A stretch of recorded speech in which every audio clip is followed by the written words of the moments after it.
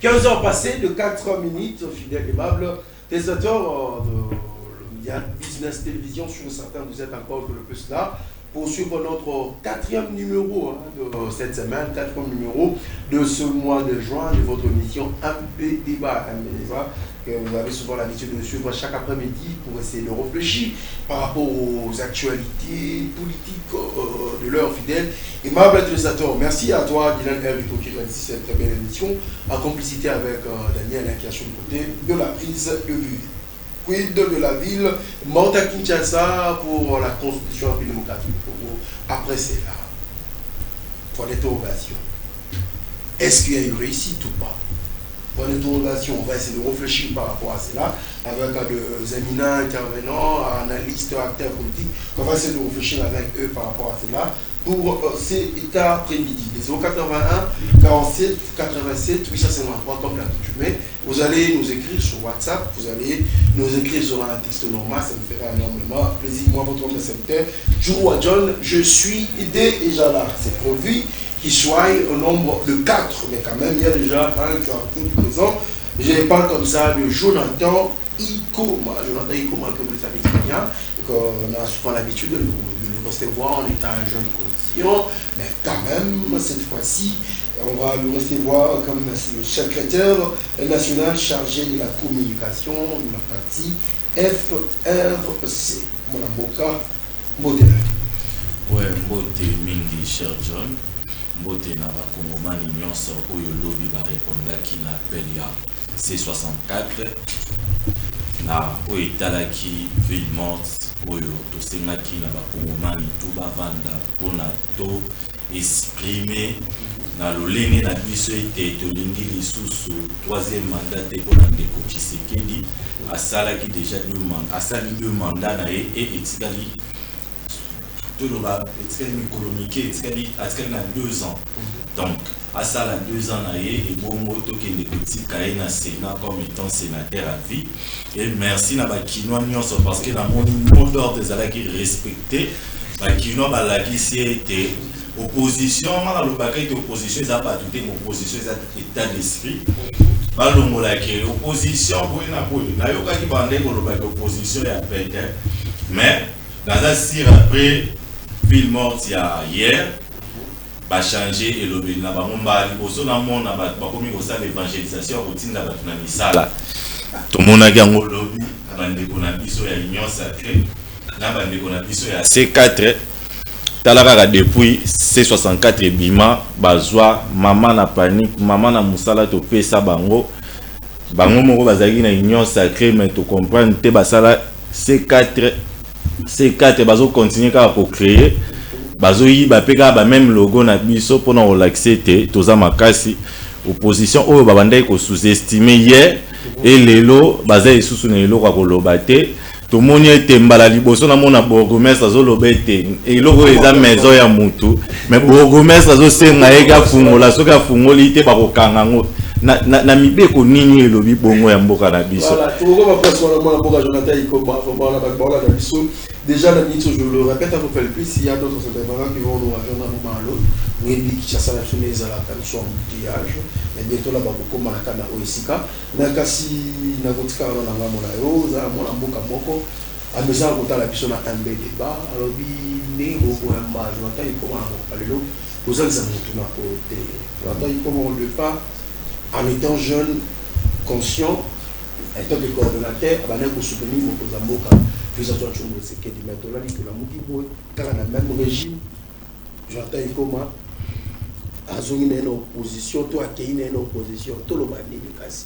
Et aller aux élèves qui opposent la coordonnance présidentielle, à l'autre domination, tous les élèves qui l'ont mon boya, mon juda, mon qui mérite la outikolo bango awake opposition des états d'esprit. Donc étant jeune conscient na kokaki jamais komona souffrance ya bakongomani le kamakasi ndele kina tango oyo komona ete makambo oyo balakaki biso bazali kokokisa te mais souci na bango lisusu eza ete ba s'éterniser na pouvoir. Donc yango wana omoni ete totalaki biso na kati ya mouvement tolobaki ete pourquoi ko continuer ko soutenir mutu azolinga aboma démocratie. yango wana monaki na kombo ya démocratie au nom ya ba kongomani to baza conscient o bazali ko nyokwa malokola biso nyonso yango wana monaki to zui position na biso na kati ya C64 pona ko défendre o ezali ba vrai intérêt ya ba imboka nyonso. Voilà, ba imboka tseka na ngamo na toujours et maintenant FRC ali parti à nani pe vous avez plus ça dans la C64 ouais, FRC a parti ya camarade président Joseph Edeba Ouazali parmi les signataires ya coalition article 64 et na parti Wanande Toza na minute Oyo comme étant secrétaire national chargé à communication. Donc Toza na kati ya C64 et Toza ba signataire ya coalition wana. Voilà. Parce que on a eu mon avocat Jontaï comme on a tous déjà. La baptisateur, mon avocat Seri Masuka pour le plateau au comité. Donc on peut savoir avant de compter ce qu'on a thématique de l'histoire de rapidement, ils ont la d'actualité politique. La nomination, il y a l'ordonnance présidentielle qui nous a dit beaucoup à bail politique. Hollanda qui a lobby analyse par rapport. Ah bon. Analyse toko sala parce que to moni eloko ya sika ezalité eloko ya sika ezalité to moni mingi ndenge sale makaka ndenge sale mi donc to sentir vraiment différence mon côté en tout cas la nomination o ezali basa la pour na intérêt ya ba imboka ba oyo ba zui nomination wana et biso to za wana pour na kotala lolenge kani bako servir mboka ce qui était ba servir mboka pe na lolenge ya mabe parce que to yebi la plupart o bazayaki liboso bazayaki na mingi na makambo etali détournement donc ya koyiba mosolo ya mboka mais na ba oyo to pesi bango chance tozotala lolenge kani bako gérer ba société o ba pesi bango na maboko wana. Mais loko ya sika ezali te poso ko tali mingi na nomination oyo eke kaka mingi côté tribal ya mokonza mboka. Merci pas moi rajouter comment Cédric Masuka wazali moko ya ba analyste politique ode na kata mboka na biso mwana mboka mbote na pe boye liso mala na patria biso ya débat. Mbote ndeko na ngai mbote pa ko débatteur na ngai mbote pa ba mama na balabala na musama kasi ba ko sala na ebité soki kina koki ko féliciter ba kongomani nyonso bisika ba iko ndabiso na journée o eleka kilobi le 3 juin na pesi bango mbote makasi ba kongomani très conscient na ko respecter mot d'autre ya C64 et tout ça na posa ba jeune o bazali conscient le lenge to mona kilobi ba mama partout sauf que to moni dictature ko lo babo fongola soki bo fongolité bokoteka susute toko kanga et puis toko bakisa toko sceller ba maison na bino boko futa ba mande. Voilà maintenant la dictature qui on est en face de la dictature. La démocratie n'existe plus au régime de monsieur Félix Antoine Tshisekedi Tshilombo na pesi ba kongomani conscient nyo sombote o balingi susu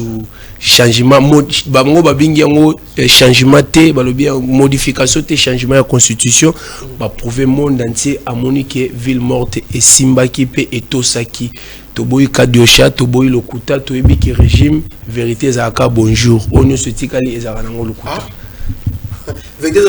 vérité ezalaka bonjour kale no tikola na baptisateur sur la bandia on ngambo na yo mona boga Cédric Masuka objectif ya ville morte on ezalaki merci beaucoup ndeko na ngai objectif ya ville morte ezali pona ko lancer message fort c'est pas ba kongomani ko ebisa bango ke bobo ya 3e mandat et pas ndeko Félix Antoine Tshisekedi Tshilombo biso ba oyo tozali na société civile attaqué analyste politique indépendant tozali ko tala lolenge kani ba mama souffrance ezali na mboka elingi koloba te ke Congo mutu azali na mission te mais mutu azali na mandat.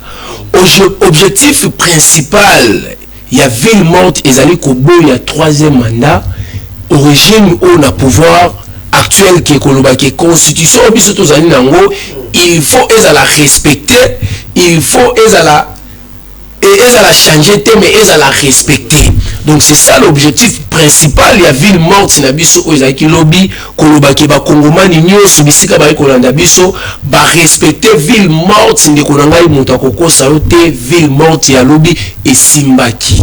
Tozali na posa ya ba congolais conscient le lelo ba respectaki journée à lobby kolobaki non troisième mandat ezalaka te. Mission pour la République démocratique du Congo ezalaka te. Le président de la République est élu d'un mandat de 5 ans renouvelable une seule fois conformément à l'article 70 de notre constitution. Ce qui me cause un lobby qui allait dans le mandat, oui, il est le président de la République. Ah oui, même Namboka na bango kuna ba chef coutumier bazalaka peut-être à cause d'un mandat ou cause internellement Namboka na bango. Mais na Congo, les gens doivent savoir que Congo ezali ferme, il y a famille Tshisekedi te. Papa Tshisekedi abunda pour Namboka. Il a lutté pour la démocratie. Son fils n'est pas héritier, il y a royaume où il y a combat au papa Tshisekedi abunda. Non, il est ailleurs à lutter pour la démocratie. Nous luttons pour la démocratie. Congo ezali royaume te. Ce que tali que les loto commis en face il y a Kadiocha. Régime moko toyoki ba kokoriko kobela na 5 heures bobima bokende misala voilà te place to komi ba kokoriko o bato ba soso yo ebelela kana 4 heures o pour ela musabatu toyoki ezaki soso te mais komi lo lengi ya batu kobelela tala manipulation tala degré ya manipulation o tomoni lelo oyo tokomi yango en face ya koloba ke batu bakomi kobelela na place ya soso yo bana kobelela na 4 heures du matin kokoriko. Donc ce soir on va kobelela na 4 heures du matin pour ebisa biso que non 4 heures déjà ekoki mais lelo batu ba remplacer soso bakomi kobelela kokoriko bola muka bokene musala. Voilà, ça prouve déjà que population aligné troisième mandat. Objectif principal il y a ville morte wana et d'ailleurs on a se limiter la ville morte te. Na ko souhaiter que ba kandi ou ba président ou bazali ko kamba C64 ba lancer ba marche belé puisque ville morte déjà ba réussir nango et puis na ba marche et kozala auto mona lobité et koleka kutu koleka makasi ndeko na ngai troisième mandat et kotikala jamais koleka constitution la biso et kotikala jamais jamais. Ce que je dis et je le redis partout je passe, Ndeko Félix Antoine Tshisekedi il faut que IDP c'est ali parti démocrate oyo bunda elita pour la démocratie ezali parti moko ya dictature te ezali parti moko démocrate il faut que asala 10 ans nae atika mutu mususu pe aya kosala. C'est ça l'objectif principal. Il y a C64 pour na ko barrer route na troisième mandat pour na ko barrer route na changement ya constitution ya mboka na biso. Voilà. Na pour ça bayi comme des pouvoirs ba région biso mbango na moni makale banda ko pela na mona mboka c'est de masuka. Jonathan Ikoma ville morte simbi. Nazo ebate concert. Nazo ebate en fait ville morte simbi. Et simbi. Qu'est-ce qui a apporté? Il a apporté l'imi. Ville morte simbi. Déjà tokolobete ville morte oye salemaki ezalaki façon pour na ba kongomani tout ba exprimer mécontentement na bango na ba oye bazali ko gérer biso pe na koyebisa bango ete tolingi troisième mandat te oyo ndeko Tshisekedi na lingomba na ye bazolinga ba pesa ye nde umoni ete ville morte wana ba kinwa ba kongomani nyonso balobaki ete tokovanda na ndaku po tolakisa mokonzi ya mboka ete soki asilisi manda na ye na 2028 biso tosimbe na loboko toke kotika ye na Sénat wo akomi sénateur à vie.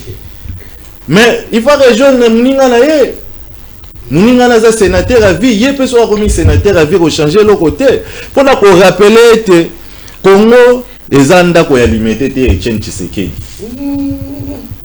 Congo est héritage de la famille Tshisekedi te. Congo eza ya ba kongomani nyonso. Na ba oyo baza, na ba oyo bakufa, na ba oyo bakobota maboko ya sima na biso. Donc Congo eza ya moto moko te, eza ya famille moko te. Et si quand on a ba comprendre yango. Donc façon ya population ba monaki façon na bango ya ko s'exprimer na o etala ki actualité o ebandaki ko lobama na o etali troisième mandat ya bande kona biso ya Union Sacrée C4 ou evimbisaka mwanzoto mwa mingi. Ouais, biso tout bien ngweza ba aphrodisiaque. O bat ba mela rebebisa mingi bana basi bataille. To bien à l'époque ndenge moko oyo C4 ba sali zali ko bebisa ba jeune quinois ba cerveau. Donc yango mona ba jeune bazokoka ko raisonner lisusu lo lenge longo banité. Parce que côté la jeune azo salate me babimisi moyena quelque chose azui monter wana zo kumba. Mais ce retour jeune wana ayebi ate importance te obabimisi lié. Donc babimisi ba jeune pour ba kumba moto na ko te personne. Babimisi ils vont pour ba kumba moto ba yebisa ba mato fele mbala liboso. Ce que za la ta bongo que transport chaque jour ba tchaka mo fele pona ba kongomani nyonso ndenge za la bien. Mais kaka pona le 3 juin ndi ba mona ke te ba tcha ba moto au fele pour ba yimboka ba mata pour ba loba ete to échouer mais lobby to monaki ya mobiso tuna ba ministre ba kemisala te na mona kamwe ba girofar na nzela ezate embouteillage ezate mais situation oyo esalemi oyo donc na pesi lo monia na ba leader nyonso ya C64 parce que dans quelques heures awa ba ko pesa biso suite ya ba activité oyo ezali ko salema parce que ezana réunion moko ezali ko salema sipoyo quelque part oyo ba leader basangani po ba pesa biso calendrier d'activité lolenge kane kolandana parce que oyo tozali ko sala ezali ba activité oyo ezali ko ya ekoleka lisusu oyo ya ville morte. Donc déjà bande ko na biso Union Sacrée ba se préparer lolenge kane ya kotika la biso Congo nyonso ndende ko kabila tikela ki bango a passant na pesi joyeux anniversaire na père ya démocratie congolaise Joseph Kabila pour yem tapesa biso passation des pouvoirs ya liboso to bande ko zelande ko Tshisekedi apesa biso ami balé mais alinga banda ko binisa biso na rumba ya Simaro Lutumba Kulutu Christian Djonga papa nanga Freddy na elo ide mo welinga la moto sikoyo ka nde mo mboka na raisonner na moko alobi tolali tolamuki huis clos et longwe pour la faute ba supporter ba mozonga ba kota stade point d'interrogation ezalaki pona ko rendre ville vivante parce que ba pays opposition ba lobaki lobby ville mort. Parce qu'on a mis toute la question match avec club na match à des aigles ndé kozaki ba makambo tozaki na ba fait monsieur les gars qui na Lubumbashi parce que vite en open les aigles ba robeta lisusu samedi a parce que ce qui est tombé ba même fait et se reproduit ba hôtel sous huis clos bon ce qui peut se passer huis clos allez 750 balancer sous ville morte ah ba relever sous ni situation huis clos est-ce qu'on peut le réfléchir par rapport à cela. Moi, je me dis que Masuka, pour arrêter, c'est pas changer la constitution. Parce que là, on a beau, il y a pouvoir, dans le sens que, vous avez pas changer la constitution, pas changer la constitution, pour moi, déjà, mon lobby, et vous avez malade, vous pas changer la constitution, pour t'aller à côté, ça peut polygamie, dans quand ils ont la moins bien. Pour la ligne, qu'est-ce que c'est pas changer la constitution? Bolo bela mamba Kinshasa a dans les salités Kinshasa awa transport tout consort mon konzamboka tala mais tandis que na kata mipe kwa mbonga na biso et ko pesa mon konzamboka te droit ya kolongola gouverneur mbala moko pour aller pas changer les béko.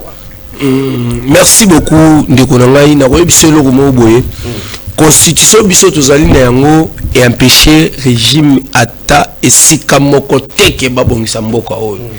Tozali la constitution, il y a 229 articles.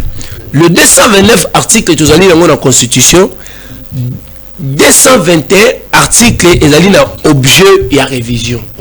Le 8 articles, il n'y a jamais qu'un objet et à révision parce que pour le droit ou la liberté fondamentale, au biso tozali dans le babou, il n'y a jamais qu'un objet à la révision. Est-ce qu'il y a 221 articles au biso tozali dans la constitution? Bandeko oyo bazali na union sacrée bango moko nous je souhaiterais peut-être que bakoki kozala wa bayebisa biso ke nini tokoki ko changer la constitution batikala jamais ko loba yango bango moko bazali incapable de nous démontrer nini tokoki ko changer ou nini tokoki ko réviser la constitution bayebaka te bango bazalika na nsembo constitution obiso to kosanini to ko changer yango to ko changer esika nini bayebaka te esika biso to ko changer constitution to ko modifier esika nini to bayebaka te esika biso to ko modifier constitution ndeko na ngai mibeko li kuzi to zali nango et empêcher biso te to évoluer to sala makambo malamu na mboka na biso wana pende na koyebisa puisque tango mbongo bimaka batu baliaka mbongo ezalaka te constitution nde elobaka ke boyiba mbongo to musolo ya lita to yoka bimise koloba ke mbongo soke bimi to kabolaka nanu to ko réfléchir après. Tout ça, ce n'est pas la constitution qui permet que nous tous musolo ya lita et bimi bakaboli nanu ba ko réfléchir après. Ce n'est pas la constitution de Konangai. Nous sommes dans un état démocratique. La RDC ezali pays oyo ezali na ba droit na ba norme na yango. Constitution obiso tozali na yango et empêcher bango ata esika moko te.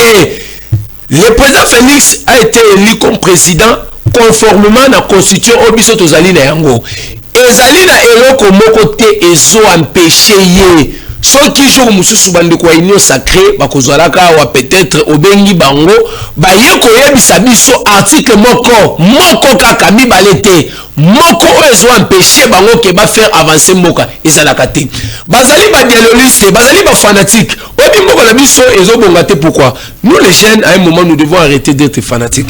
Mboka ebonga te soko moni batu batelemi tongolo ya batu bali koyembela individu moko songolo mpakala pour intérêt ya ba individu alors que le Congo a plus de 5 millions d'habitants. Les 5 millions d'habitants na souffrance kozanga mai kozanga lotiniki bali na zelate bali na courant te transport ezalaka te alors que komona ba individu moko boye groupe moko boye songolo mpakala batelemi sans toutefois kozwa conscience ya kotala bandeko bali na sima na biso kotelema avec la Roma. Moi d'ailleurs ceux qui concernent la constitution ndeko nanga je confirme ici dans votre plateau que constitution vous a changé. Pourquoi je l'ai dit na lobby yango ekotikala jamais puisque arrogance obiso non ndeko nanga yoka mais lobby omoni yango déjà non ndeko yoka lobby omoni déjà démonstration moko ezaki total que ville monte au simbaki même il y a papa Tchentisé na ndeko tika et comité 20h mbala liboso na mona ville monte comme 20h ngai nazaki observateur kobima na ngai ezaki kotala babisika nini oyo activité ezali. Je sais que bandeko na biso bango epa na bango vérité ezaka bonjour oyo nyonso etikali bakoloba te eloko ya losolo te nayebi sio ndeko na ngai nazalaki spectateur kotala na tamboli partout ba ville morte salama na oyo ezali meilleure ville morte automona ki lobby. Je vous dis, je vous confirme aujourd'hui même le matin na moni neti ville morte et so continuer kaka na ville ya Kinshasa soko tamboli 5h 6h au monde a déjà circulation ezalaka partout mais lelo na bimi kotala kolandela susu 6h 7h 8h circulation ezalité. J'ai dit l'opposition 10 sur 10, 50 sur 10, donc 50 sur 50. Nous avons chito boye biso boye. Biso toza contre changement ya constitution pour quelle raison? Constitution au biso tozali nango et prévoir changement te. L'article 218 de notre constitution et prévoir révision en constitution. Na lobby yango na mbala na prise de parole na biso boye ndeko constitution na biso ezali na 229 articles. Les 221 articles peuvent faire l'objet de révision. On peut réviser en haut. Mais les 8 articles, on ne jamais qu'on la réviser.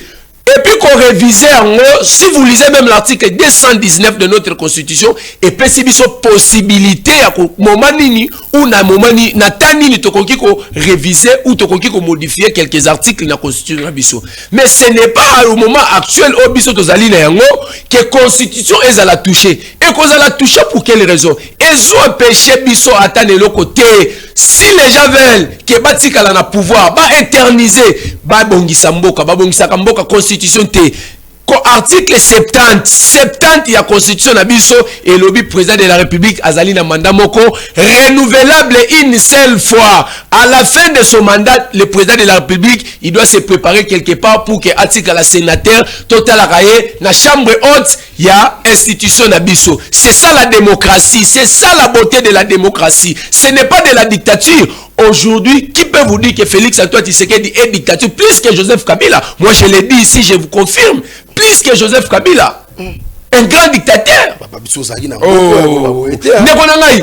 Est-ce que vous avez déjà Kokobele la Bobi Mabokende Moussala? Na makasi nyonso. na makasi nyonso bofongola soki bofongoli te voilà bokoteka susu te voilà nami tout la question maître Philippe ozali wapi maître Philippe nyonso ko ozali wapi basuka akozikisa Jonathan Ikoma mokonza mboka na osiele bino déjà arrivé à mon mboka X sur la porte ou région de sur la plateau mokonza mboka na monoko na epalobi na eteke na ko changer constitution mokonza mboka abina soki ba kongomani ba pesi nga yango na kokoba so otali pe na article 5 ezala esika oba kolobela souveraineté ya peuple mais peuple est ali souverain ndeko akoyebisa yo ete peuple azali souverain oui mais ntango bozali kotanga article 5 wana bomekaka mpe kosalaka interprétation oyo tobengaka interprétation stricte ya loi parce que tokende nano na article 220 article 220 elobi ete la forme républicaine de l'État, le principe du suffrage universel, la forme représentative du gouvernement, le nombre et la durée des mandats du président de la République, l'indépendance du pouvoir judiciaire, le pluralisme politique et syndical ne peuvent faire l'objet d'aucune révision constitutionnelle.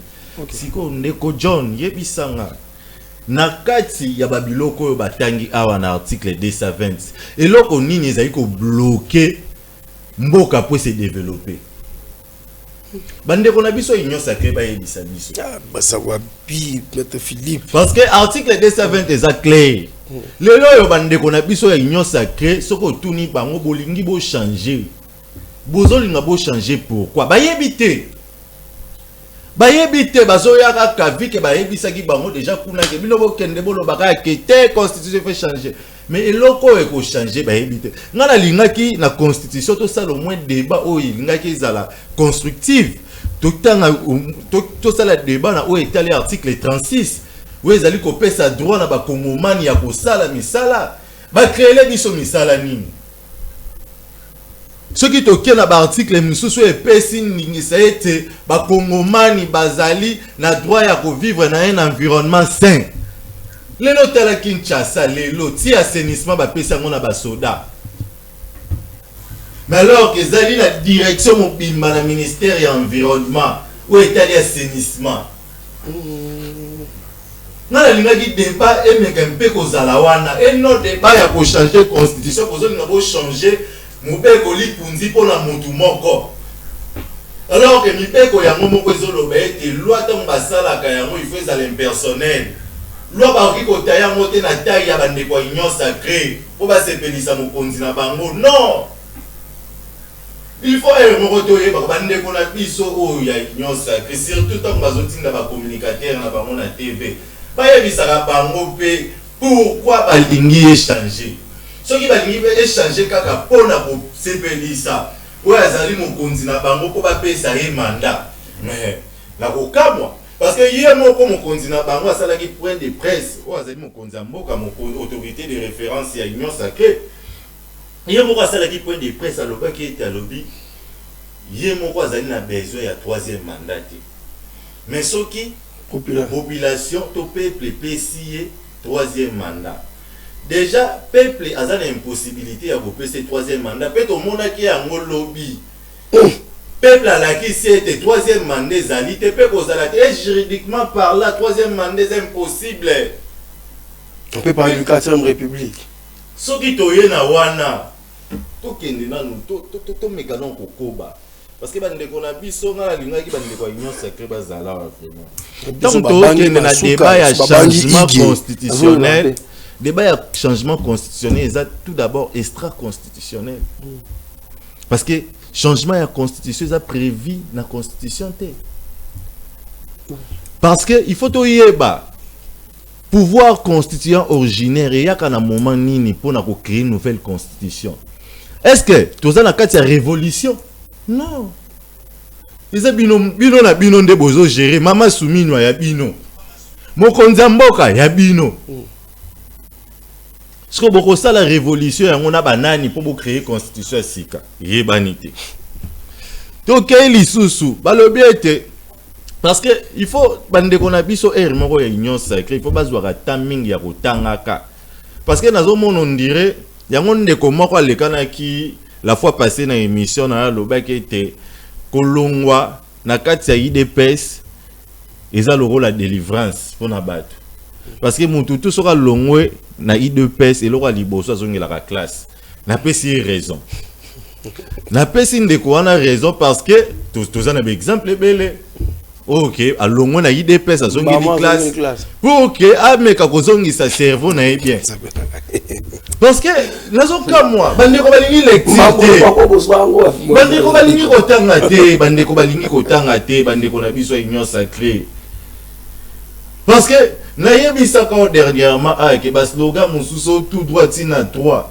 nini troisième coupe du monde ya participation toni lelo na machine ni tokozwa troisième mandat ibanité alors que constitution ezali clair mandat ya 5 ans une fois renouvelable sikoyo tokoya na mona troisième oyo comme deuxième fois renouvelable ko uta wapi non la ligne na place tout ça la débat sur changement constitution to révision constitution mieux vaut tout ça la débat na o etali applicabilité ya article o ezali na kati ya constitution oyo ba pesa biso environnement o ezali sain pour éviter maladie belé na nzoto to éviter malaria to éviter typhoïde ba pesa biso misala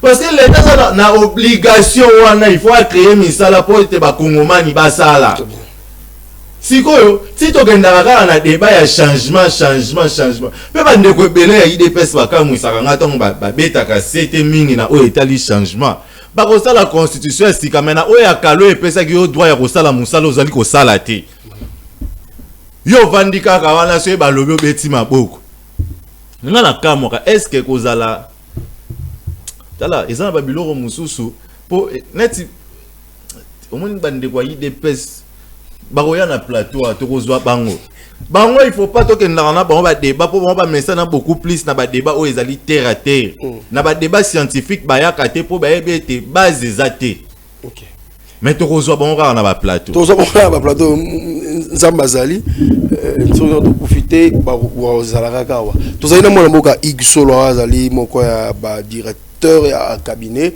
ya mwana mboka Alain Bolonjo appelé ali membre na carte ya parti levons-nous et bâtissons les bat mwana mboka mbote na yo mbote de ko John mbote na bako débatteur nanga et puis mbote pe na bakongoma nyonso ba imboka ba o baza Holanda biso na ngonga oyo na PCP na profiter pour que na PCP mbote nanga na mentor ainsi que mon président national du parti, je cite son excellence le camarade Alain Bolodjoa Ibola. Merci. Voilà, natika na toujours na ngambo na yo.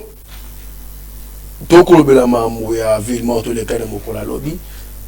Et en même temps c'est la constitution mboka na biso ndé yango bisika objectif principal ndenge mo mboka masuka tu répondre biso na ndenge je n'attends comme pas répondre à biso UDPS parti à masse UDPS la vieille parti ya nini ya opposition ayebi makamwa ndenge le kaka êtes-vous sûr so bo mboate ba même pas et on lengi ça UDPS pour changer constitution en côté. Donc John, une petite rectification. L'UDPS n'est pas le premier parti politique et opposition en Bourg-en-Abisso. Avant l'UDPS, il y a eu l'opposition dans ces pays, voire même l'opposition armée et non armée. Au Basalapé, Action, Yamineni. Et puis l'UDPS, dans le vrai sens et existence d'Ango, n'appartenait pas à M. Etienne Tshisekedi. Etienne Tshisekedi faisait partie du 13 parlementaires. Oyo Babalou Kelaka Mobutu, leur ancien mentor, ou Apesa Bango Nyonso, ou Asara que carnet d'adresse na Bango. Ils allaient élargi, Babalou Kelaka yé. Alors, il ne faut pas qu'au Zouakayango, local un parti moko référentiel, Namboka local la République démocratique du Congo. La monnaie possibilité na ba prouesse il y a Sphinx Etienne Tshisekedi. Par exemple prouesse nini marambo le lobby corruption peut-être c'est là Etienne Tshisekedi n'est pas un opposant il n'est pas un opposant oyo to yebite otokoki kozanga maloba ya koloba ndenge bokonsideraka ye opposant monene donc aza opposant monene te parce que nullement dans le passé, Étienne Tshisekedi a réussi à organiser une activité politique de l'opposition seule. Il était toujours accompagné. Il y avait beaucoup de gens, beaucoup de personnalités telles que Olengankoi, Papa Olengankoi, il y avait Meri Okundi, il y avait Delis Sanga, il y avait beaucoup de gens. Et à un certain moment même, l'UDPS a été acheté, a été pris en charge par un monsieur qu'on appelle Moïse Katumbi. Alors, Kobet la biso lisolo te que non IDPS à lui seul parti à masse non. Et au moins n'a pas parti politique et loko eza motuya surtout bon parti politique dans l'ensemble et loko eza motuya makasi eza formation. Le parti doit mettre beaucoup plus d'accent dans la formation de ses militants et cadres parce que dans le cadre de la partie politique, on se prépare pour accéder au pouvoir, pour diriger, pour conquérir le pouvoir et les garder le plus longtemps possible. Maintenant, ce qui se passe au réseau Lekalelo, avec l'UDPS à la tête de l'État, l'amateurisme, comment est-ce que les choses se passent? Aujourd'hui, il ne jure que par le changement de la Constitution. Alors, il y a des questions essentielles. Qu'est-ce que la Constitution vient faire? La population ne mange pas. La jeunesse va explorer à demain. Ti lelo demain ti bisope otobotamaki to traverser ma phase. Lelo pe tozo kende pe tozo tika jeunesse o explore balobaka et loko balobaka jusqu'à présent ekokisa minamiti. Et puis le pire, l'UDPS a milité pendant longtemps en opposition. Là, on ne peut pas tout ça. Bah, il y a qui mes feignants sur le pouvoir au régime et les kaki. Mais, et l'on quoi passe, l'UDPS, au pouvoir, on recopié, mais on fabriqué ma bé au l'équinelo. Donc, memi, kena état na niveau moko oyo, donc comme vraiment na l'ubwaku. Donc, en ce stade, nous sommes un pays qui est en voie du sous-développement. Donc, tozo luka, toko ma sous-développé, afin ceux qui nous ont sunaka, to espérer, toko émergent et puis toko un jour pays développé. Mais avec l'UDPS, Nani à la tête, rien ne va marcher. Il y a des questions de gouvernance. Congolais, il faut aller. Congolais, il faut aller à Malam. Congolais, il faut aller à la Nesika ou Yakimia. Congolais, on a besoin de Kimia. Il y a une grande partie de notre pays qui est sous occupation jusqu'à ces jours. Va changer constitution. Éviter que ceux qui vont changer constitution, cela va occasionner directement ce que nous appelons les saucissonnements. Le pays sera saucissonné. Et le parti, la partie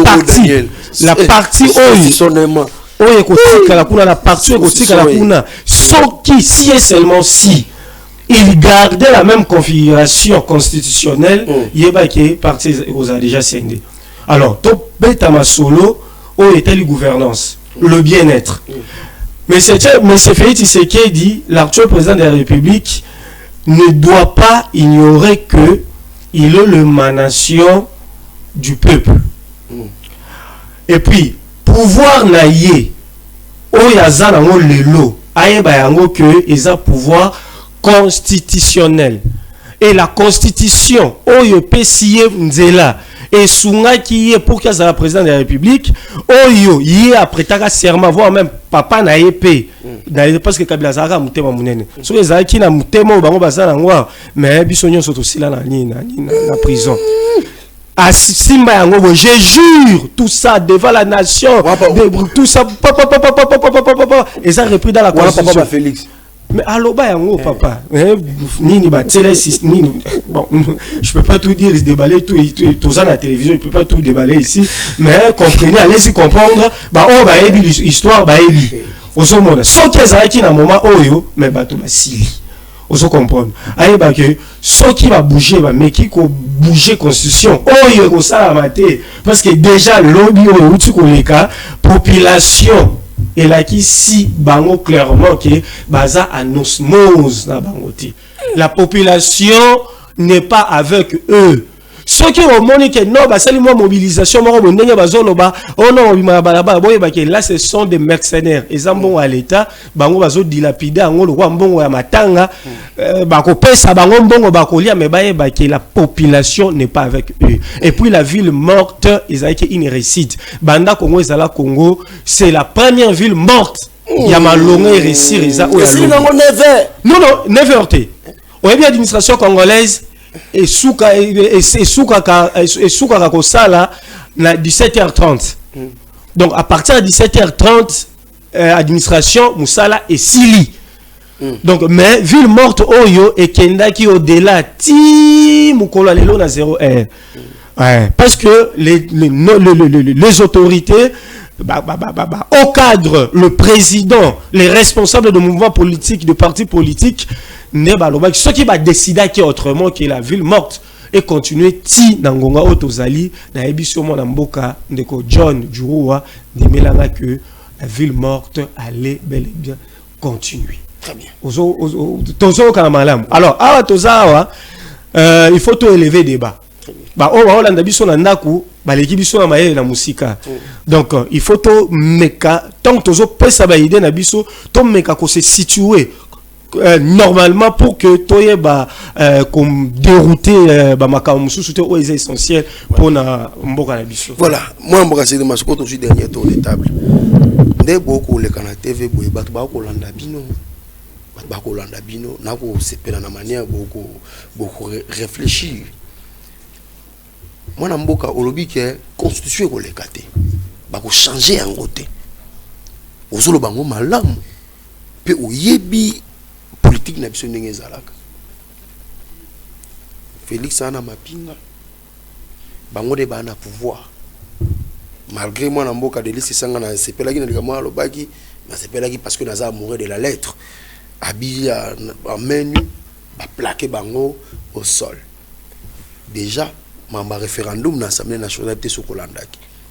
Likambo pe lisanga ya FDC a ba meki pe ko proposer pour la bango maponomi ce qui changement ko sur au salema maponomi et longwa na ba population et comment indirectement ba député de mbanga ko votaka bokonzi ya mboka. Tout ça nini beaucoup assuré. Question à tout ni asuka. IDPS nta message makambo pour boîter la minora pas. Êtes-vous sûr? IDPS a olemba toi olenga. Mangungu wa mtasuna mandoki na. Dernier tour de table. Na koyebisa yo Congo yali na 5 quelques millions d'habitants. Ezali IDPS te mais Congo ezali na 5 quelques millions d'habitants. Ne pensez pas que ba Congomani bazaka automona kana limité na 10e mérité. Baza 0,00 donc bazakutu ata 0 donc na yebité ba kozala na pourcentage nini pour que bazala na montant ba Congolais bazali au moins il y a 5 millions d'habitants. Ndeko na ngai na lobby ngwawa loi bakoki ko lekisa puisque Assemblée nationale na biso tozali na problème sérieux na ba député au biso to tinda na Assemblée nationale. Ezali ba député au bakei pour que bazwa ba rétro commission pour que bazwa mongo oyo ya kania kabalia. Mais mission au biso to pesa bango. Ba yebi yango te. Ngai naza lukunga 5 ans ngo na tikala jamais ko mona député. Rane congé parlementaire bazala raté. Député provincial ya monga fula. Toyeba bango te bakinda wapi. Mais bakoya ko se retrouver après 5 ans pour que baya ko yebisa biso que non mandé sili bo voter biso. Ko saleli biso nini? Et donc on nini o malunga bino bo pesi biso. Vous les députés d'ailleurs que to kenda na ba députés provinciaux. Bazana nous incapable de se réunir pour que ba mekana ko interpeller même ministre provincial ya ville province de Kinshasa na likamweta ya ta transport. Alors que yo yebisaka ke to saka na ba député na mboka. Mais on est député parce que ba peso ka pouvoir que ça là nos députés. Mais en réalité mission à député eza misoni. Mais peuple a payé sur mandat à 5 ans. Mandat à 5 ans, ils allaient pour nous lobela. Oh, biso le leçon qui est na munga fula. ndeko na ngai nakotangelo plus de quartier et il y a même un député provincial avant dans la quartier on a même ebimaka te mais ye po azana mutuka azana ba facilité à kozwa ba mituka na ye ake somba mai partout aye nango alors que petit peuple azomema ba bidon mai na mutu na Kinshasa même on va que tozali na ba député soki natangeli yo soki okei na komi na Mungafula quartier Mazamba quartier Mamaemo Mukole bakartier wana nyonso bamonaka mai te bato bazoletoka mai na mutu après 7-6 mois mai ebimaka na mbala moko mais bato bazose faire wake baza na capitale baza na Kinshasa ndeko na ngai nayebisi yo koloba ke changement ya constitution ekotikala jamais koleka peuple a se manifesté déjà lobby na loba ki ango liboso ke ville morte oyo ezaki lobby ezali meilleure ville morte même ya papa Etienne Tshisekedi etikala jamais kokokana je vous dis ndeko na ngatala na koyebisa yo eloko moko o ezali ville morte moko extraordinaire et continuer na lelo yo kota lobby esilo 0h mais pour moi et continuer na lelo 17h circulation biso Kinshasa toyebaka ngo ke 4 heures okomona déjà na barré partout ezali plein mais lelo na bimi 5 heures pour que na vérifier na moni partout na barré sec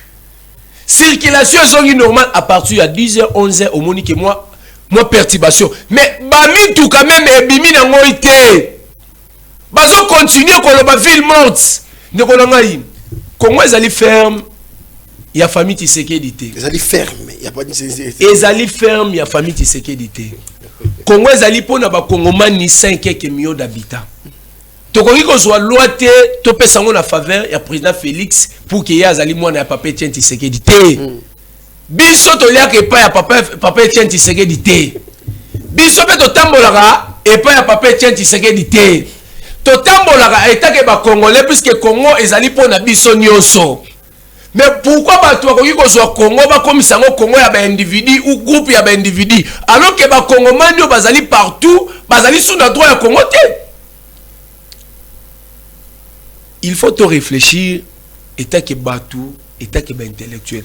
Moi je souhaiterais de quoi outo loba ceux qui tolingi to sala débat sur constitution bande ko union sacré baya bisabiso ba débat sur les articles autres biso to ko changer ou biso to ko modifier alors que vous allez débat moko et vous avez vraiment pédagogique pour que tout ça ba débat on to meka ko kende au fond ya ko démontrer nini to ko changer na nini to ko réviser puisque interprétation les loba to ko motanga alinéa ya article ndeko zana 6 na suka na lombango na article 64 nazoka bango yango to lobi interprétation na bango ezaneti interprétation ya maman Ndunda na balabala excusez ba maman Ndunda bazo interpréter même ba texte donc na ba difficulté soko tali article 64 ya constitution na biso plateforme o ba bengi C64 ezo renverser pouvoir te mais soko tali na alinéa premier na kotanga place muke na lombango tout Congolais a le devoir de faire l'échec à tout individu ou groupe des individus qui prend le pouvoir par la force. Article 64, place aux forces et l'obia qui exerce en violation de la disposition de la présente constitution. C'est là où cette plateforme C64 a tiré force naïe.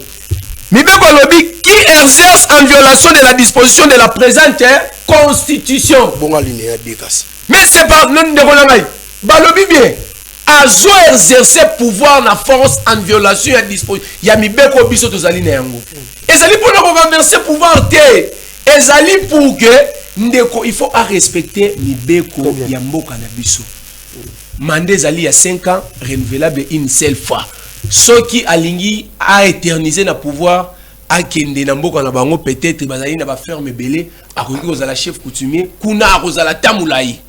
Pour continuer mission. Pour continuer mission. Moi, je suis Jonathan Ikoma. Tout le monde dernier tour de table.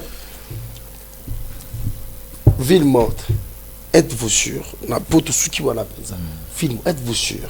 Bah marche. IDPS.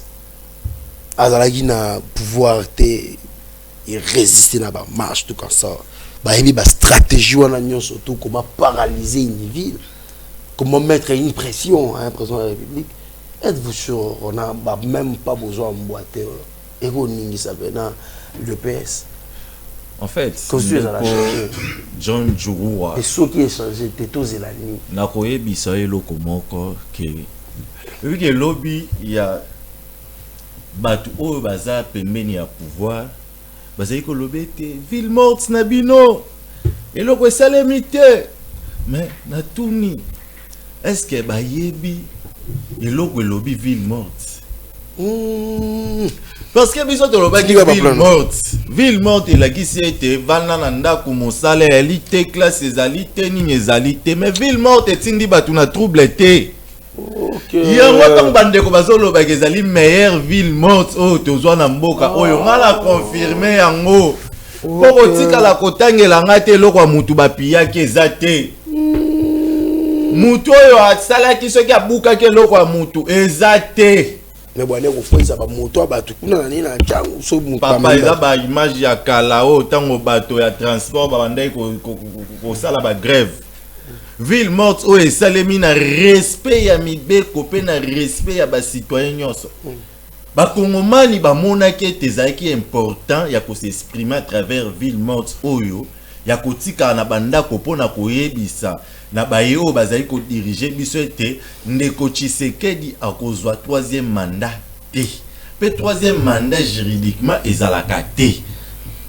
batika kokosa bato au ville morte na bino bosala eloko te bakonfondre te babavire oyo esalemaka na bamarche oyo bango bamesanaka kosala na époque na bango ke boke komarche olie ke marche ezala pacifique mais bobandi kopie bobandi kobuka opposition ya lelo différence eza nango na opposition ya ntango wana opposition ya lelo tozali kopropose opposition akala etikalaki kosala te opposition ya lelo tozali koyebisa na bango ete tala oyo bozosala ezali mabe bosala boye boye boye boye malheureusement bandeko bazali na oyo bazali kodirige biso lelo bayokaka te yango moni tokomi esika tokomi oyo parce que lelo bozwa te ke opposition ya lelo tosala ndenge opposition ya kala ezalaki non mpe soki otali opposition ya lelo ezali na baelite ebele par rapport ya opposition ya kala différence ezali monene lelo okomona te ke parce que lelo baparti ebele ezali koforme baélite oyo bazali prêt mpona kodirige Congo et non oyo bakozalaki soki bazwi pouvoir bake komeka parce que gestion ya mboka bamekaka te il faut se préparer yango wana nazali komituna eske na baparti na bango yaka mpe na baekolo bayekolisaka bato parce que na baparti presque ebele ya eu opposition ezalaka yango soki otali même qualité na niveau ya badébat ntango tolekanaka na batando ike ozali komona ete bayi opposition tozalaka toujours likolo na bango côté scientifique parce que biso tozali préparé pour na gestion ya mboka yango wana toyebisi bandeko na biso ya union sacrée mikolo etikali ya kotanga oyo ke ndeko Tshisekedi akokoma sénateur à vie donc bayebe te kala mingi te eza na calendrier ya ba activité ezali ko bima kala mingi te awa donc oui na C64 bakopesa biso calendrier pour na ba activité oyo tokosala donc elakisi ete biso tozali kosala pression mpona koyebisa bango ete population elingi lisusu te population yebisi président Tshisekedi respecter constitution oyo pretaki serment likolo nango tango pretaki serment likolo nango constitution ezalaki bien ezalaki ete ke papa lobaki faki na changer pour pretaki likolo nango donc yeba ete tozali kozela yo otika pouvoir po ete oyo ko remplacer yo aya akonza biso na même constitution oyo. Très bien. Mon mboka itsola tosuka mwana yo. Que faut-il attendre si aujourd'hui, malgré tout ce que C64 ensemble na bakulutu ale bolonjo ba ko sala et produit na ngwe effet ou soit, quelle est votre assurance? Qui est derrière vous? Et on y a assuré Bino Penaga, non?